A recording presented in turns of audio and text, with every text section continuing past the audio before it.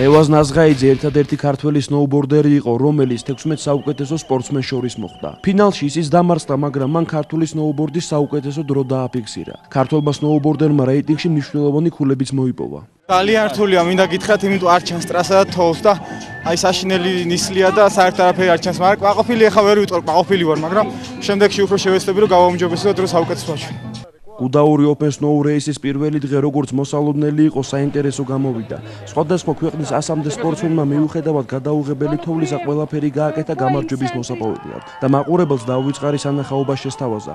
ორგანიზატორები და საერთაშორისო ფედერაციის წევრები კმაყოფილნი დარჩნენ ტურნირის პირველი დღით. გამარჯვება კი გერმანელმა დანიელ ვაისმა და პოლონელმა ვერონიკა ბრიელამ მოიპოვეს.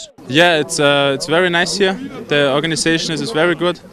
It's very much snow, but the organization was very good, and it was a nice race. It was fast, no many breaks, so I like it here. Very cool.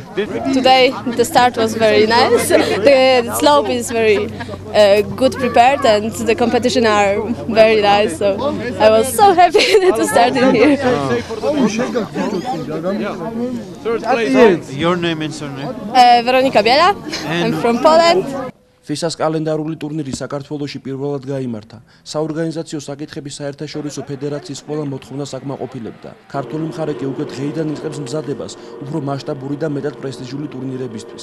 პირველი დღე ძალიან წარმატებულად შედგა, მიუხედავად იმისა, რომ თოვლს და არ არის ოპტიმალური ამინდი, ჩვენ უკვე ფინალურ სტადიას ვესწრებით დღევანდელი დღისა პარალელური გიგანტური სლალომისა. გუდაურის FIS-ის კალენდარული შეჯიბრება გამოირჩევა უაღრესად დიდი ორგანიზებულობით და რაც ჩვენ იმედს გვაძლევს იმისა, რომ გუდაური კიდევ მრავალჯერ უმასპინძლებს FIS-ის კალენდარულ შეჯიბრებებს.